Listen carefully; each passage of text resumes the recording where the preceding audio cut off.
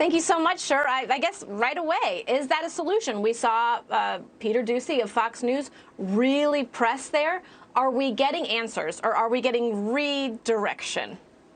Well, first of all, Elizabeth, it's great to be here with you, and great opening monologue, I must say. No, we're not seeing solutions, and that's part of the problem. I mean, look at cities like Illinois, or states like Illinois, particularly the city of Chicago. Look at New York City, where the Democratic Mayor Adams just a week ago stated at a forum with many residents from the various boroughs that New York City will not be the same. With 110 plus thousand migrants in the city, he talked about the $40 billion, I believe, that the city is expected to pay out this year to take care of these individuals, how it's taking resources away from actual struggling Americans. New York has a homelessness issue. New York has been struggling with crime. It ebbs and flows as it does in many major cities across the country. And so I think for the average American, whether you're a Republican or a Democrat, they're looking at the status of this and they're asking themselves, what in the world is the Biden administration going to do about this? We're spending billions in Ukraine, and now we're expected to spend billions more by welcoming in 400 plus thousand people on a quote unquote temporary basis, which we know that's a sign for they will eventually stay permanently, because there isn't a recourse to figure out where most of them are to send them back where they came from. So this is a complete disaster.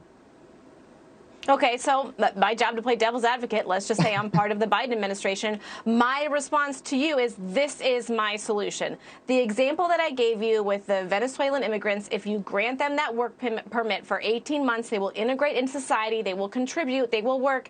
Yes, you said there's a homeless problem, but we're also talking about some people saying that they can't find work, and here is your solution. What do you say to that? I would disagree with that. We have a process in this system, and we have laws for a reason. Most Americans are expected to follow the law. Most individuals who come into the United States legally follow a process that can take sometimes up to 20 years. There are still individuals who are still in line waiting because of the bureaucratic process that is underfunded and full of inefficiencies and duplications. Why not address that issue and make all of these other individuals go to the back of the line as they should? I would also follow up by saying we're facing an inflation rather, of what, 4.5%. Right. The Fed chief just recently stated 2 days ago that he may have to raise rates again between now and end of year. So it's very clear that economically, the United States, as many countries across the globe, are really suffering. And so you expect the burden on taxpayers who are already trying to struggle to get by to have to now afford for the struggles of others. That just doesn't make any sensible sense to most Americans. And again, I'm not merely saying this as a conservative. You look at places like Chicago, predominantly African-American in certain parts, where many of the Black Democratic voters there are saying, wait a minute here, we don't want this. We have enough issues in our own backyard that we need to fix first before we welcome others into our country. And that does not mean, as the gentleman said in that video, that Americans are anti-immigrant, because most of us are not. Right. And in fact, we've spoken with people on the show who have either flip-flopped or have said, you know, we have actually reached a breaking point. We've heard even the mayor of New York say, well, wait a second, we have to have more of a plan here. But my question to you is, what is going to be the big deterrent? Because we did talk about the fact that a lot of these were single men, but at the same time, we also do see families and we do see children. So there does have to be some type of a deterrent, and we're simply not seeing it. And when you say, well, if you came before July and you came from Venezuela, we'll give you an 18-month work permit. That's actually incentivizing people to come, is it not?